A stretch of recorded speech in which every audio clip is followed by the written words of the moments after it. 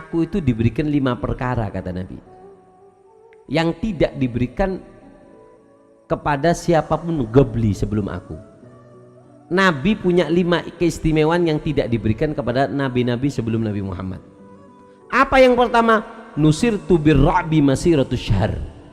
Nabi itu diberikan apa namanya, kekuatan. Orang yang mau perang dengan Nabi 1 bulan sebelum perang dengan Nabi itu punya ketakutan, ngetek, takut dulu. Ini termasuk khususiyanya Nabi. Sebulan sebelum perang musuhnya Nabi itu sudah ketakutan. Yang Allahumma shalli Muhammad, takut ya, orang kafir itu paling takut sama Nabi dulu.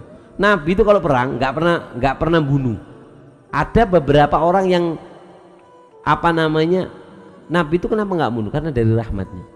Ada sebagian orang yang tercatat terbunuh oleh tangan Nabi. Karena orang kalau sudah terbunuh dengan tangannya Nabi itu orang paling jelek. Nabi itu kadang kalau sudah marah ngambil batu dilemparkan ke kepalanya orang kafir, langsung geblok. Aduh, qatalani Muhammad, aku dibunuh Muhammad, aku dibunuh Muhammad. Kena watu men. Watu tak? Tapi kira tombak. Watu men. Takut. Karena Nabi Muhammad juga nggak pernah berusaha untuk menghindari membunuh, karena beliau sangat rahmat. Bahkan ini ya rahmatnya Nabi SAW. Nabi pernah jalan, ada jenazah. Ketika jenazah itu nangis Nabi. Kata sahabat, ya Rasulullah, itu orang Yahudi, kenapa nangis? Apa kata Nabi? Nafsun aflatat alayya, 1 nyawa lepas dari genggaman hidayahku. Seharusnya hidayahku sampai ke dia, masuk Islam baru mati, tapi dia belum dapat hidayah, sudah mati. Itu rahmatnya. Makanya Pak, sampean jangan gitu, sampean itu jangan sok yang punya surga. Kadang ada orang, enggak, neraka itu nggak bisa, itu sudah maksiat, itu sudah neraka. Loh kan saya di neraka. Ada satu orang ditanyai, seorang syekh ditanyai, "Gol ya syekh, ini orang nggak sholat, bagaimana hukumnya? Ini orang nggak sholat." Kata sayanya, "Oh, tetangga kamu nggak sholat?" "Iya, nggak sholat Jumat, nggak sholat ini, bagaimana hukumnya?" Apa kata saya? Hukumnya adalah kamu pegang tangannya, kamu ajak ke masjid untuk sholat. Itu hukumnya. Kalau kita kan enggak, wah neraka, wah. Oh bedok jadi, paham ya? Jadi jangan. Ini keistimewaan yang diberikan oleh Allah kepada Nabi Muhammad. Jadi musuhnya itu takut sebulan sebelum perang sudah takut. Yang kedua, wajuilat liyal ardo masjidan wa tahuran. Allah jadikan, ini istimewanya Nabi yang tidak diberikan kepada Nabi yang dulu. Allah jadikan semua muka bumi itu adalah masjid. Artinya apa? Kapan ayyuma rajul min ummati adrokat hussola fal yusolli. Kapan saja sampean mendapatkan waktu mepet untuk sholat, ada tengah sawah, sholat tengah sawah. Suci beb, suci. Kortak tengah le celatong loh. Loh, kalau di depan kita ada celatong beb, sah. Kalau sepenting loncain deh iya. Mohon kakek terpleset deh iya, ya batal. Jadi kalau ada sholat, dengarkan, yang perlu suci ketika sholat itu adalah anggota sujud, dahi, tempat untuk meletakkan jari. Jari ini nggak harus semua, 1 tok nggak apa-apa, yang penting nempel 1 tok. Kayak kun setong nggak boleh, karena ini anggota sujud, paham ya?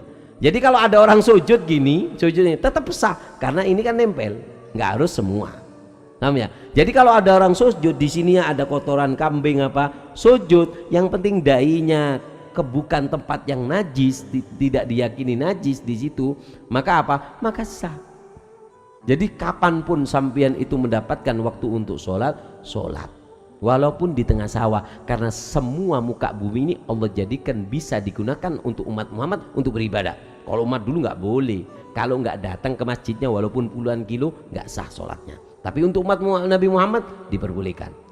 Allahumma shalli ala Muhammad. Sampai dikatakan Allah pernah heran kepada seorang hamba. Kenapa?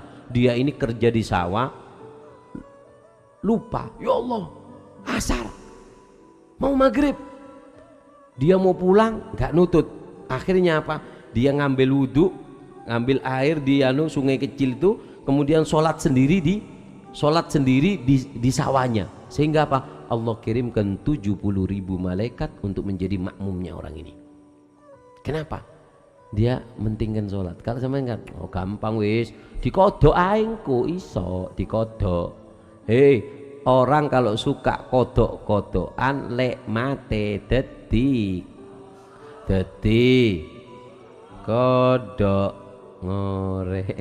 Yang ke berapa? Ketiga, ini keistimewaannya Nabi. Wa uhillat liyal ghanaim. Dihalalkan bagi Nabi itu ghanimah. Perang musuh kalah yang dimiliki musuh boleh dimiliki kita. Itu khusus umat Nabi. Kalau dulu nggak boleh. Di zaman Nabi Musa itu kalau habis perang atau apa, harta orang kafir dikumpulkan di gunung, api apa dari langit kilat datang, duar disambar, hangus habis. Sampai ada ditaruh nggak datang kilat. Ya Allah, kok nggak ada anu? Dijawab sama malaikat Musa, ono sing ngentit siji. Ono cincin api dintit bi umatmu iku siji. Ayo, siapa yang ngambil barang anu? Iya, saya mau lamaran. Iki kok Musa siji tok ae gak oleh. Ketika dikumpulkan baru kilat datang, api menyambar, duar habis. Untuk umat Nabi Muhammad hasil peperangan itu boleh dinikmati. Itu khusus untuk umat Nabi Muhammad. Yang keempat, wa utitu syafa'ah. Aku diberikan syafaat. Ketika para nabi sudah memberikan apa namanya kuncinya, ilmunya, kekuatannya yang paling super sudah dikeluarkan di dunia, Nabi Muhammad nggak mengeluarkan. Apa? Disimpan untuk nanti di hari kiamat untuk umatnya. Allahu selamat. Dan yang kelima, karena Nabi yub'atsu ila qaumi khassa wa bu'itsu ila nasi ammah. Kalau setiap nabi itu diutus untuk daerahnya masing-masing. Tapi kalau untuk Nabi Muhammad, seluruh dunia ini semua rahmat untuk semuanya. Kata Rasulullah, ana rahmatun muhda. Aku adalah rahmatnya Allah yang dibentukkan manusia, yang dihadikan kepada kalian wahai umatku. Allahumma shalli ala Muhammad.